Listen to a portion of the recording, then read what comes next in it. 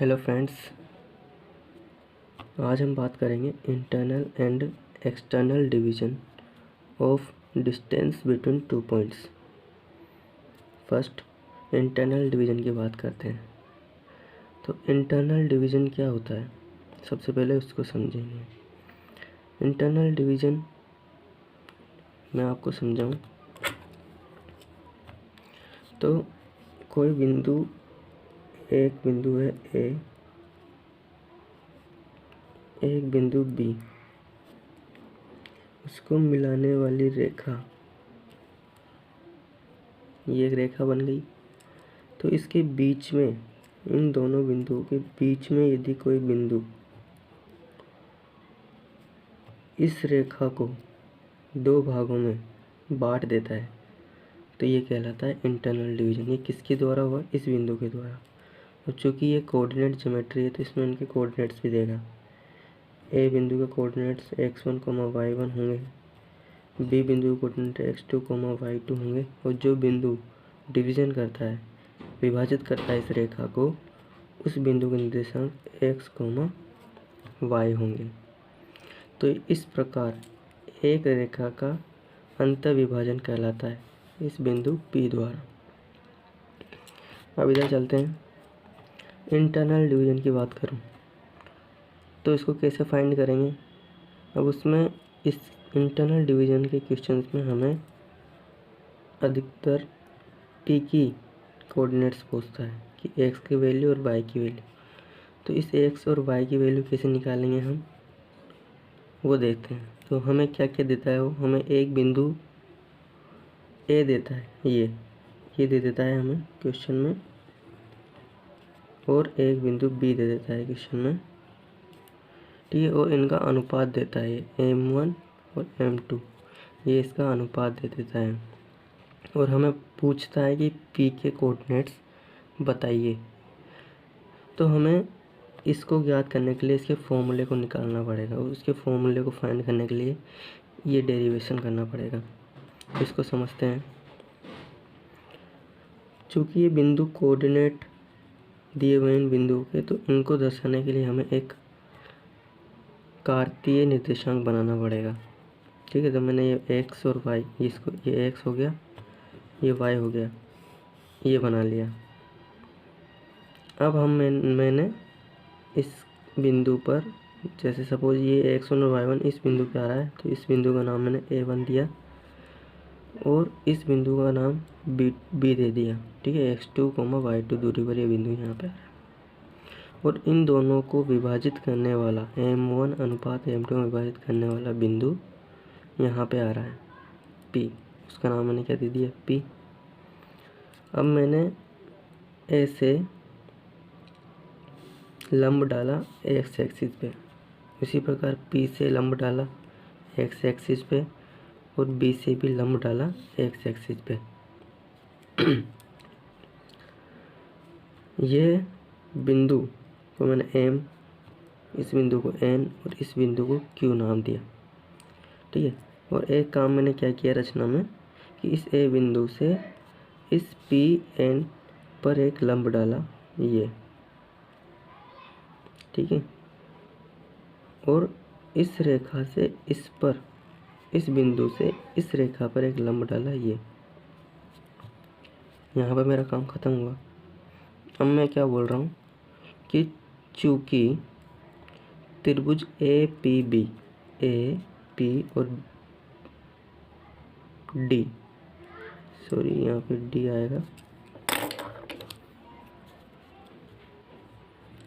APD व PBC दोनों क्या हैं, समरूप हैं। समरूप हैं तो हम जानते हैं समरूप त्रिभुजों की भुजाओं का अनुपात समान होता है। कैसे होता है ये मैं आपको अगले वीडियो में, आने वाले वीडियो में बताऊंगा। थोड़ा सा शॉर्ट में समझ लो। समरूप त्रिभुज क्या होते हैं बेसिकली, जैसे एक त्रिभुज मैंने बनाया ये, और इसके ऊपर ही मैंने दूसरा त्रिभुज बनाया, तो हमें तो सिर्फ एक त्रिभुज ही दिख रहा है, तो ऐसे त्रिभुज एक दूसरे के ऊपर बिल्कुल फिट हो जाते हैं, वो त्रिभुज तो कहलाते हैं सर्वांग।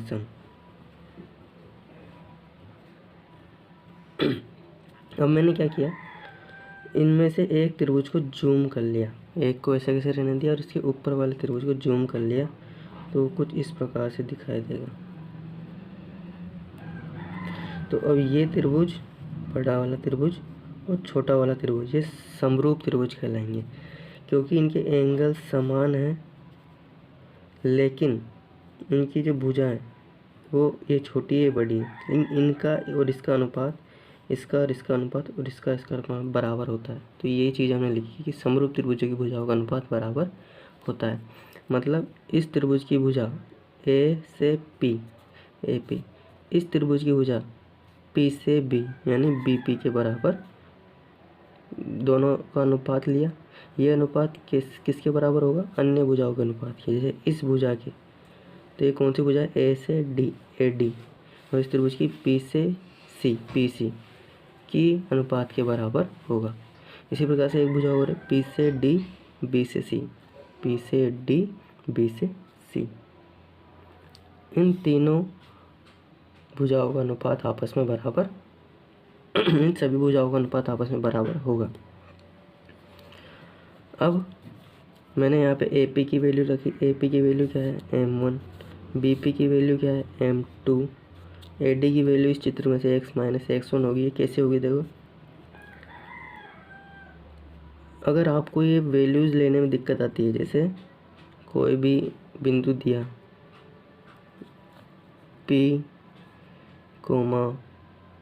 2, 3, ये बिंदु यहाँ पे दर्शाने में प्रॉब्लम आती है, तो इसके लिए ये मैंने समझाया हुआ है, पहला वीडियो है मेरा, वहाँ पे जाके आप पूरी तरीके से इसको समझ लें। इसमें पूरा विस्तार से मैंने बताया गया है कि किससे से डिफाइन करते हैं, और प्लस में डिस्टेंस फार्मूला भी मैंने उसमें बताया है। और यदि ये वीडियो आपको पसंद आए तो वीडियो को लाइक करना और सब्सक्राइब करना। तो चलो आगे बात करते हैं। तो ए डी की वैल्यू, ए डी, ठीक है, ये वाली यहाँ से यहाँ, इसकी वैल्यू क्या आएगी, x माइनस का x1। कैसे आई, यहाँ से यहाँ तो कितनी है, x1, और यहाँ से यहाँ x है, तो ये इतनी सी कितनी हो जाएगी, x माइनस का x1। इसी प्रकार से ये दूरी भी x2 माइनस का x होगी, ठीक है। यहाँ से यहाँ कैसे, यहाँ से यहाँ x2 है और यहाँ से यहाँ x है जी, हाँ ठीक है। तो ये कितनी दूरी हो जाएगी, x2 माइनस का x हो जाएगी। यहाँ से यहाँ x है और यहाँ से यहाँ x2 है, तो ये इतनी सी दूरी x2 माइनस का x होगी। तो ये वैल्यू मुझे मिल गई ए से डी की, यहाँ पे रख दी, और पी से सी ये वैल्यू मुझे मिल गई, पी से सी x2 माइनस का x। इसी प्रकार से पी डी की वैल्यू होगी y माइनस का y1, इसमें से देख के पता लगाएंगे, और बी सी की वैल्यू होगी y2 माइनस का y। अब मुझे क्या करना है, ये पहले तो ये चीज़ लेनी है, इससे एक फॉर्मूला निकलेगा। तो देखो इसको मैं यहाँ पर लिख लेता हूँ, m1/m2 बराबर x माइनस का x1 अपॉन x2 माइनस का x। इसको ब्रज गुणा करेंगे तो ये m1 x2 माइनस का x बराबर m2 x माइनस का x1। इसको खोलूँगा, m1 x2, ठीक है, थोड़ा सा इसको ऊपर लेता हूँ मैं, m1 x2 माइनस का m1 x बराबर m2 x माइनस का m2 x1। अब क्या करना है, जो x वाली वैल्यू है उसको एक तरफ कर लेनी है। तो इधर x की है, इसको उधर लेके जाऊंगा तो वो भी प्लस की हो जाएगी। तो देखो ये हो जाएगा m1 x प्लस का m2 x। ये तो प्लस की है ही, ये रही, इसको उधर ले गया, ये भी प्लस की हो गई, उसको इधर ले दिया। उसके बाद ये वाली उधर गई और ये वाली इधर आ गई, तो m1 x2 प्लस का m2 x1। यहाँ से मेरे को x कॉमन लेना है, तो यहाँ से m1 प्लस का m2 और ये m1 x2 प्लस का m2 x1, तो x बराबर हो जाएगा m1 x2 प्लस का m2 x1 बटा m1 प्लस का m2।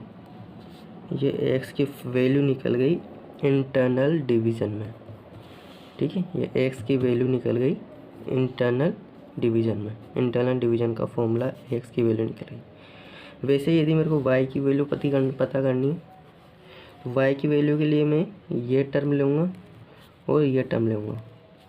तो m1 बटा m2 बराबर y माइनस का y1 y2 माइनस का y। इसको इधर गुणा करूँगा तो m1 y2 माइनस का y, m2 y माइनस का y1 तो m1 y2 m1 y बराबर m2 y माइनस का m2 y1। उधर y वाले के टर्म को लेके जाऊँगा उसको, तो ये हो जाएगी, ये उधर जाएगी m2 y, ये उधर जाते प्लस m1 y। इसमें से y कॉमन लिया तो m1 प्लस m2 बचा। इधर से देखो ये m1 और y2 प्लस की इधर आएगी तो m2 y1। तो यहाँ से y की वैल्यू मुझे मिल जाएगी m1 y2 प्लस का m2 y1 बटा m1 प्लस का m2। तो ये x की वैल्यू भी मिल गई और y की वैल्यू भी मुझे मिल गई। इंटरनल डिवीज़न के लिए x की वैल्यू मिल गई और y की वैल्यू भी मुझे मिल गई। ये हो गया पूरा इंटरनल डिवीज़न का, ठीक है। अब बहुत सारे लोग क्या करते हैं एक्सटर्नल डिवीज़न का, इस एक्सटर्नल डिवीज़न का अलग से डेरिवेशन कराते हैं। उसकी कोई ज़रूरत नहीं, इसकी एक ट्रिक नहीं है, बेसिकली किताब में दी जाती है, ठीक है। तो इसकी ट्रिक क्या है, एक्सटर्नल डिवीज़न की बनाऊंगा।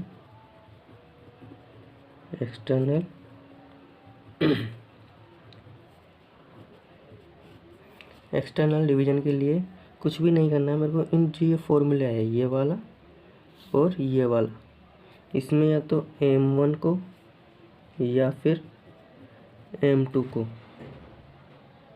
चेंज कर देना है, चिन्ह चेंज कर देना है, इनका चिन्ह परिवर्तन m1 का या m2 का। अब मैं इसमें चाहे से m1 का चिन्ह चेंज करूं या फिर m2 का चेंज करूं, इनमें से इसमें m1 का चेंज करूं या फिर m2 का चेंज करूं, इसमें m1 का चेंज करूं या फिर m2 का चेंज करूं, या फिर इसमें m1 का चेंज करूं और इसमें m2 का चेंज करूं, कोई फ़र्क नहीं पड़ने वाला है।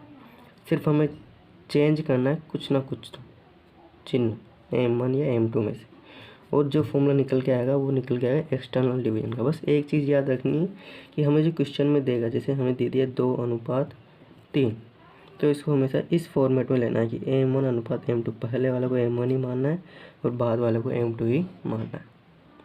तो जैसे मैं इसको एक फॉर्मूला बना के बताऊँ, जैसे x के लिए बना के बताता हूँ एक्सटर्नल डिवीज़न के लिए। अब मेरे को क्या करना है, ये फॉर्मूला इंटरनल डिवीज़न का है, तो इसको एक्सटर्नल में बदलने के लिए मेरे को क्या करना है, सिर्फ इसका या तो m1 का या फिर m2 का चिन्ह चेंज कर देना है। तो मैंने क्या कर रहा हूँ, मैं यहाँ पे या तो m1 का चेंज कर लो या m2 का चेंज कर लो। सपोज मैंने m2 का चेंज कर लिया, तो यहाँ से क्या फॉर्मूला बनेगा, m1 x2। अब ये m2 प्लस में था पहले, अब माइनस में हो गया, तो प्लस माइनस माइनस हो जाएगा यहाँ से, तो माइनस का m2 m2 x1, और यहाँ से हो जाएगा m1 माइनस का m2। इसको ऐसे बना सकते हो आप, दूसरा फॉर्मूला, ठीक है, सॉरी, बराबर। अब m2 को पहले मैंने माइनस लिया था, अब m1 को माइनस ले लिया, तो ये बनेगा m2 x माइनस का m1 x2 बटा m2 माइनस का m1। ये भी तुम कर सकते हो, ठीक है। y के लिए भी इसी प्रकार से तुम्हें करना है, तुम कर सकते हो। अब थोड़ी सी अलग सी नॉलेज। ठीक है, ये सब आपको समझ में आया। अब हम आगे बात करते हैं। तो फ्रेंड्स, इंटरनल डिवीजन की बात की। अब एक्सटर्नल का हमने फॉर्मूला तो वहाँ से निकाल लिया, लेकिन इसको प्रैक्टिकली समझने के लिए मैं थोड़ा सा यहाँ पे आपको बता देता हूँ कि क्या होता है एक्सटर्नल डिवीजन। कि इसमें भी दो बिंदु होते हैं, एक सपोज ए ले लिया और एक बी ले लिया, इसको हमने मिलाया। ठीक है, तो एक ये रेखा बन के तैयार हो गई। अब इसको बाहर से, इसको इंटरनल डिवीजन मतलब इस रेखा को कोई बिंदु अंदर से डिवाइड कर रहा था। एक्सटर्नल डिवीजन मतलब अब इस रेखा को कोई बिंदु बाहर से डिवाइड करेगा। तो बाहर से डिवाइड करेगा तो वो बिंदु इधर या तो इधर हो सकता है या फिर इधर हो सकता है। तो इसकी दो कंडीशन बनती है। पहली कंडीशन, यदि वो बिंदु सपोज इधर हो जाए या इधर हो जाए, अगर मैंने ये बिंदु इधर लिया, इधर ए के बाईं तरफ, तो ये जो डिवीजन हो जाएगा। अब क्या करेगा यहाँ से ये एक तो ये बांट दिया इसने और एक ये बांट दिया। ठीक है,